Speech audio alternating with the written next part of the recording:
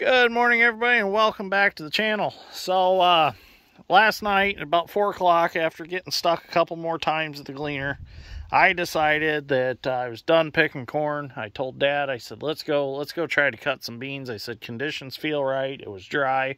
So, we come up and took corn heads off and put the bean head on the Gleaner. He put the bean head on the 1660. We cut last night till about 7:30, and then Dad decided we were going to quit. So before we quit, he plugged his feeder house up, and it started making some strange noises.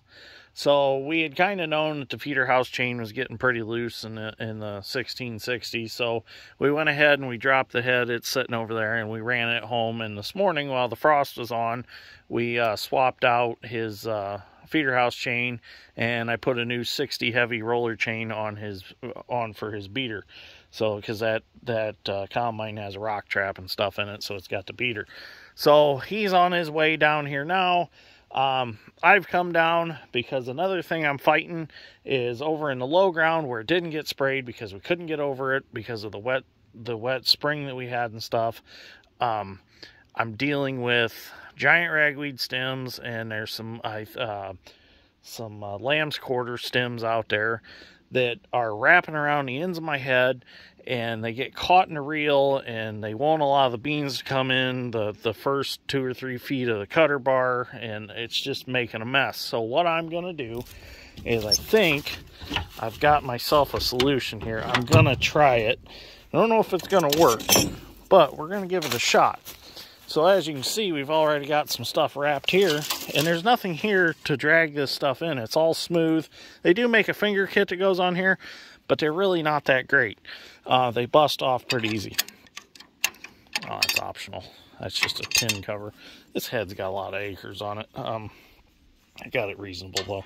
So what I'm going to do is I'm going to bolt the sickle section, 2 of these, right here.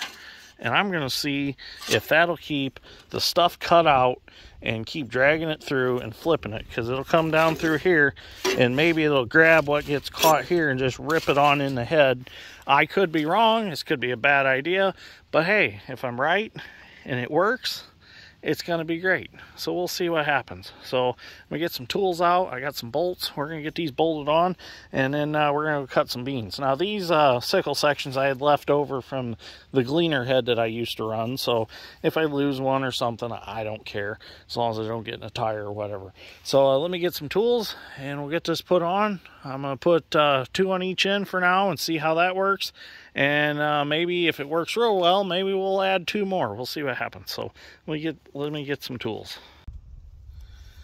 Okay, so we're going to get these put on. Go ahead and hold it up there where we want it. Tighten it up a little bit. That should work right there.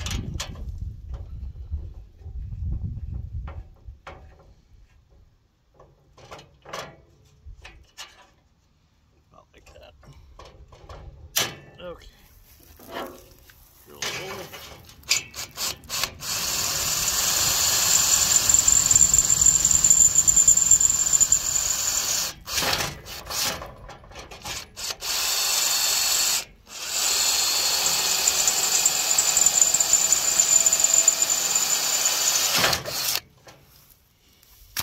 Hopefully this works and not destroy stuff. We'll see what happens. I've been wrong in the past. Sometimes I'm right. Blind squirrel finds a nut once in a while.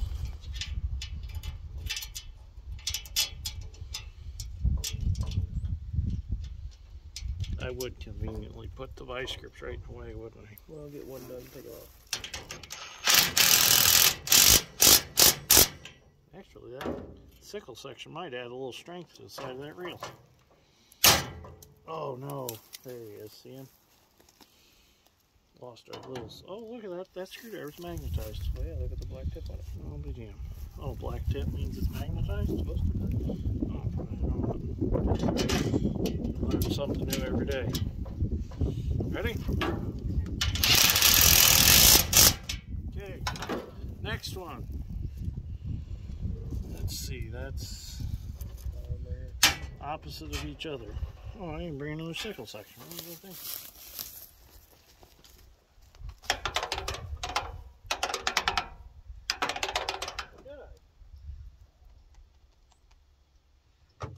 I don't know.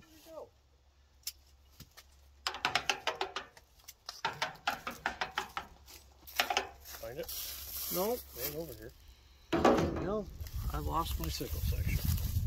Let me go see if I can find it. Probably in my pocket like it always is. Okay, Dad's strength found it. It was laying on the ground. My bad. Definitely wasn't my good.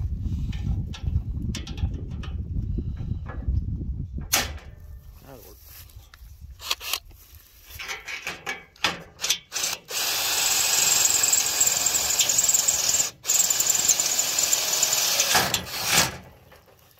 This probably doesn't work. That's why they don't sell a sickle kit for the side of your reel. I'm sure somebody's tried this somewhere, but you know us, we always got to try to reinvent the wheel.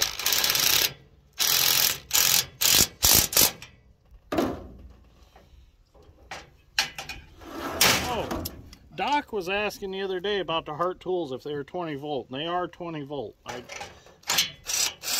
couldn't remember off the top of my head. I knew it was 18 or 20.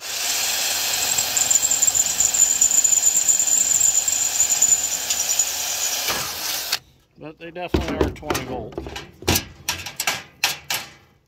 And we have used the hell out of them since we've gotten them. So, and they're holding up real well. So, okay, let's go cut some beans and see if that helps. If it does, maybe we'll do them all the way around. Every 2 inches. Well, we'll space them like next to each other like they are on a cutter bar. Too bad we couldn't make them actually cut like the cutter bar. We could mow off seaweed and stuff. Okay, let's go try to cut some beans. Okay, so we're down here in the low spot where it was too wet to spray. And we're getting these beans cut off. In fact, I'm where the sprayer got stuck right now. There's some tracks. But the sickle sections on the ends of the reel are definitely helping. It's keeping the giant ragweed stems cut off, cutting the tails of them off, so that when I do raise the reel up, they come out and they fall out. Before they'd wrap on around and they wouldn't come out when I'd raise the reel up. So it's definitely helping. It's not 100% what I was hoping it to be, but it saved me a lot of time of getting out of the combine and going to wrap the stuff. I was really hoping it'd just keep it chewed right off, but it's not quite that great. There's actually a tire track with some water in it. So right there, it pretty much cleaned itself off. I didn't even have to raise the reel on it. Well, it's definitely helping.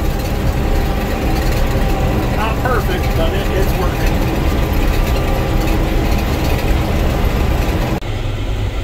Well, there we go. I got that spot all mowed off. It was soft out there. There's quite a bit of water out there in the tire tracks where the sprayer got stuck. Oh, right over there. You can't really tell, but there's some pretty decent tracks.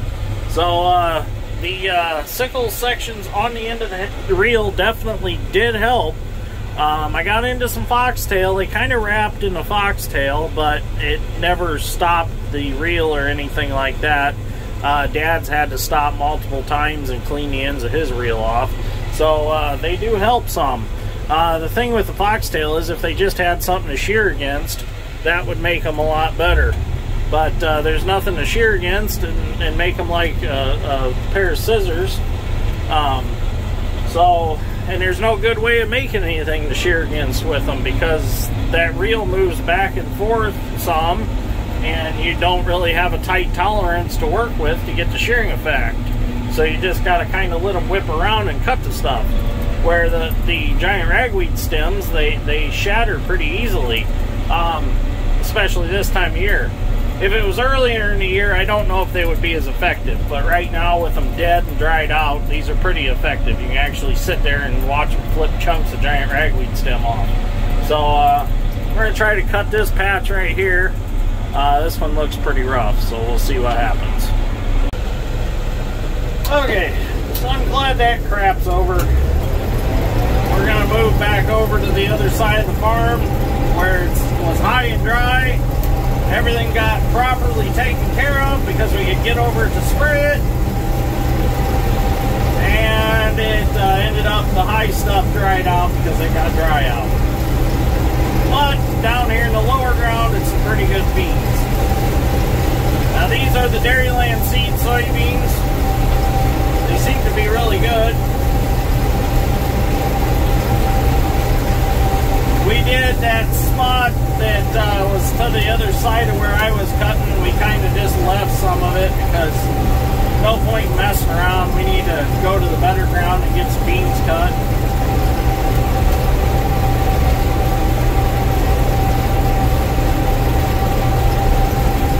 We got 90% of them. There's some out through the foxtail and stuff, but I'm not going to worry about them too much.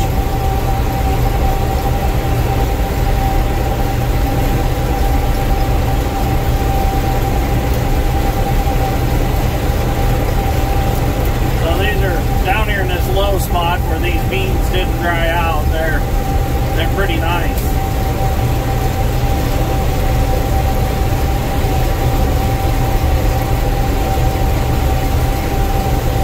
I keep raising my reel because I keep getting taller.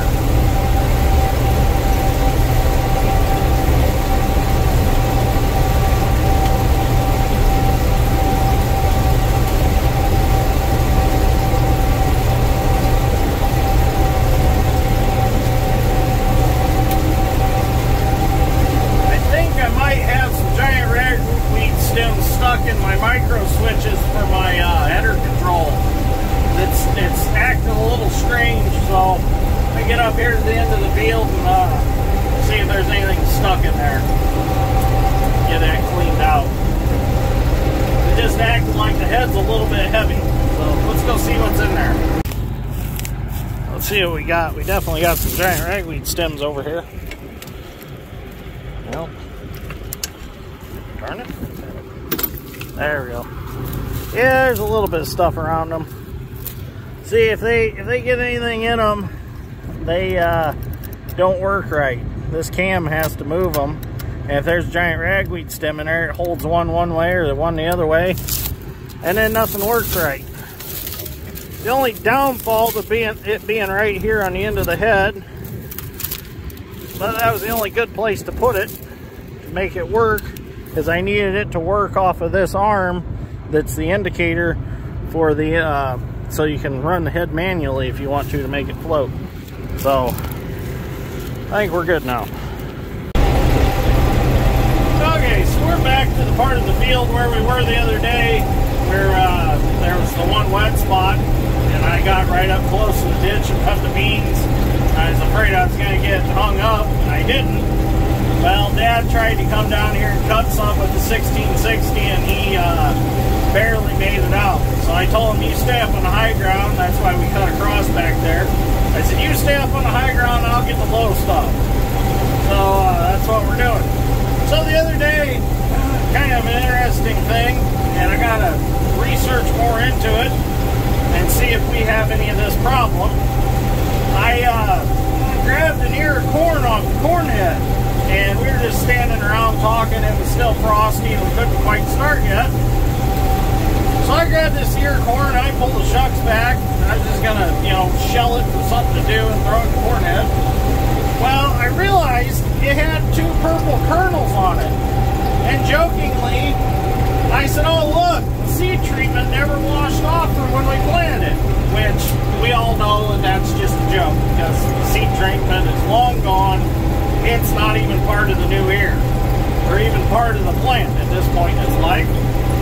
So, we were talking to Sarah from M&R Ag Service today, because she brought the paperwork for the new Bobcat, and she started telling us that over in Denham, which is this area, a guy planted some, Indian corn that's purple. Well, come to find out, corn when it pollinates, it can travel up to like 3 miles away from the field that it pollinates in. So, with the west wind, the pollen blew over to our farm, is what we think happened, and it bred with our corn and gave some of the ears purple kernels. So what's going to be really interesting is we actually have a field closer to the area that the purple corn was.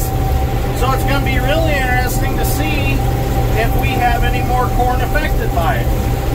Which our common commercial corn, it really doesn't hurt it. But for the guys that were growing non-GMO waxy corn, it's kind of caused kind of a problem for them. So it's kind of interesting. It's going to be fun to find out if we have any more. And if we do, Sarah's going to come out and we're going to do a video about it with some more information on it and show you what exactly happened. It was kind of cool. Because the pollen literally made it through, they found the field and it made it through woodses and everything else to get to other corn. Kind of interesting. So that's kind of something you got to keep in mind when you're growing certain plants that could cross-pollinate like that. You have to know how far the pollen can travel. So very interesting. So we'll see if we've got any. Well, when we go back to picking corn. I hope we do have a little bit, just so we can talk about it. I've about got this wet spot cut off. I'm going crossways. Seems to be a lot better crossways. My head's floating a little better now that we clean my micro switches out. I've definitely got to get a chopper for this combine. This is ridiculous. You can come out here with a hay baler if you wanted to and bale this shit. It's soft. You can see my tire tracks. Now let's go this way this time.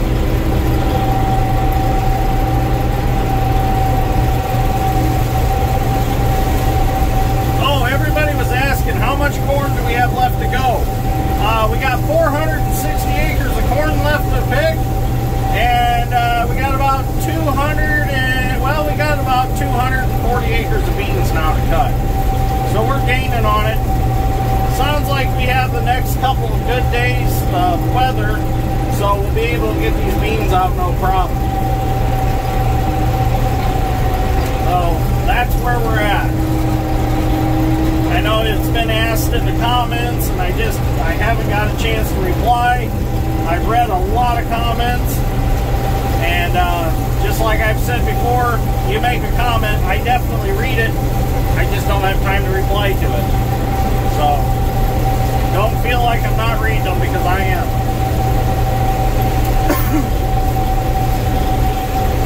Well, I think we're probably going to end this video right here, because the next field we go to is not going to be very exciting.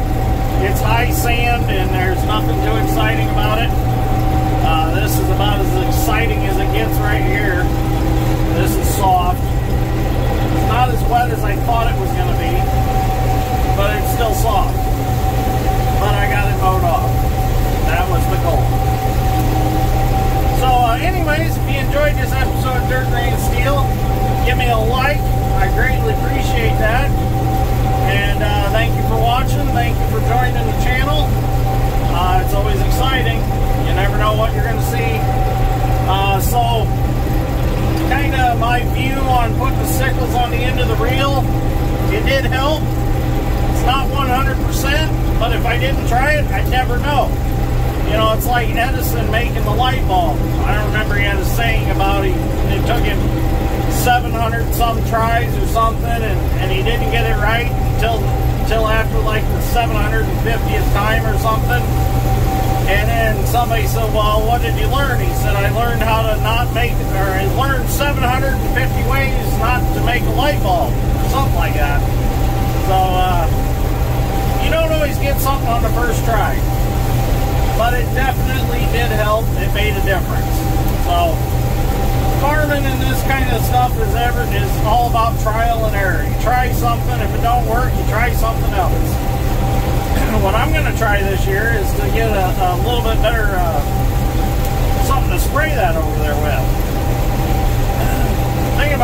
the track trucks back and putting a pickup sprayer in it. That might work pretty good. No, Dad and I are going to pass.